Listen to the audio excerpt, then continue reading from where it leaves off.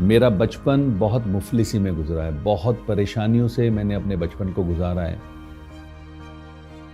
जब भी मैं इन तंग गलियों में से गुजरता हूँ, तो मुझे हमेशा वो बचपन याद आता है।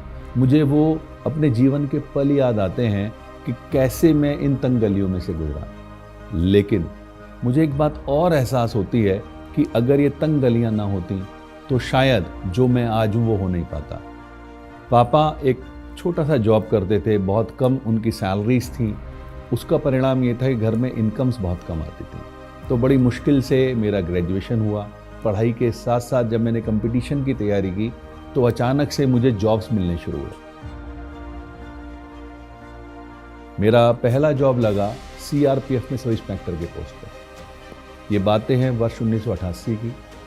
वहाँ मैंने जॉब किया करीब 2 साल 8-9 महीने के बीच में, और उसके बाद मैं आ गया घर वापस। मैंने पढ़ाई की और मेरा दिल्ली पुलिस में सिलेक्शन हो गया। मैं कभी कभी सोचता हूँ कि क्या वाकई मैंने इतनी पढ़ाई कर ली थी जो मुझे इतने अच्छे जॉब्स मिले। लेकिन मज़ेदार बात दूसरी भी है कि मैंने उस जॉब को भी नहीं किया, और 93 में मेरा सिलेक्शन हुआ कस्टम्स डिपार्टमेंट में। कस्टम वाला जॉब मुझे इसलिए ज़्यादा अच्छा लगा क्योंकि वो मेरे घर में ही था, मेरठ में ही था, तो मैंने उसको कंटिन्यू किया।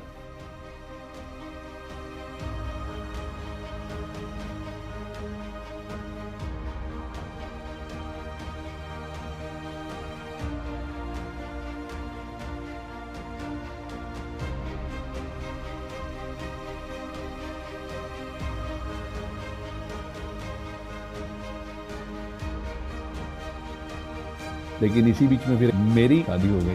अब शादी के बाद बच्चे, तो जिम्मेदारियां बढ़ी, और अल्टीमेटली एक बात समझ में आ गई मुझे फिर कि जॉब एक ऐसी व्यवस्था है जिसमें आप भूखे रह नहीं सकते और कभी तरक्की कर नहीं सकते। और इसी बात के मद्देनज़र मैंने ढूंढना शुरू किया कोई एक ऐसा प्लेटफॉर्म जो मुझे एक्स्ट्रा इनकम दे सके। And I am thankful to the person mister JK Gupta. Unfortunately आज वो हमारे साथ नहीं है, बट यस, वर्ष 2004 में वो मेरे लिए एक देवता के रूप में सामने आए। उन्होंने मुझे फॉरएवर के मार्केटिंग प्लान के बारे में बताया, तो देखा, मुझे समझ में आ गया कि ये वो प्लेटफॉर्म है जिसकी मुझे तलाश थी। यहाँ मैंने धीरे धीरे अपने रास्तों पे चलना शुरू किया, धीरे धीरे सक्सेस की तरफ बढ़ना शुरू किया। अगले 6 महीने में मैनेजर हो गया। तो मुझे एक बात समझ में आ गई, तरक्की नहीं मिलने वाली है। वर्ष 2016 में जब मैंने इनकम्स का आकलन किया, तो मुझे लगा कि यार, एक तरफ मुझे विभाग से करीब 10 लाख रुपए सालाना सैलरी मिलती थी, लेकिन उस साल की मेरी आईटीआर जो फॉरएवर के बदौलत थी वो करीब 34 लाख की थी। तो मैंने डिसीजन लिया किसी और को मौका देते हैं सरकारी नौकरी करने का, और मैंने क्विट किया।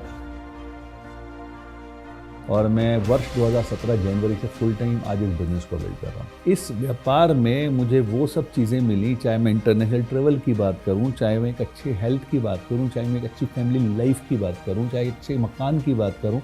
मैंने एक हर वो चीज़ जो मनुष्य, एक आम आदमी अपने जीवन में कल्पना कर सकता है, वो इस प्लेटफॉर्म से मुझे मिली है। अभी हाल ही में ऐसी बीमारी ने दस्तक दी जिसने पूरी दुनिया को रोक दिया। हम लोग भी बड़ा सोच रहे थे कि कैसे होगा।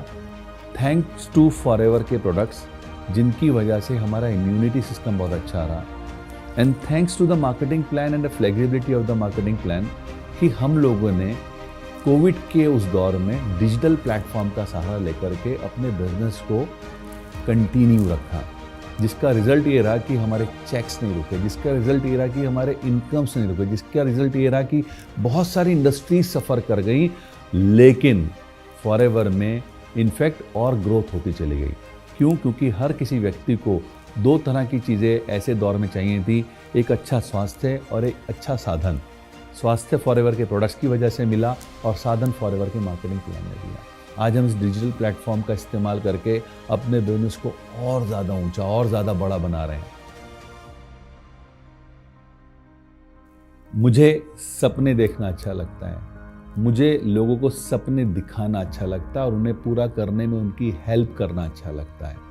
मैं हूं सपनों का सौदागर, मैं हूं फॉरएवर।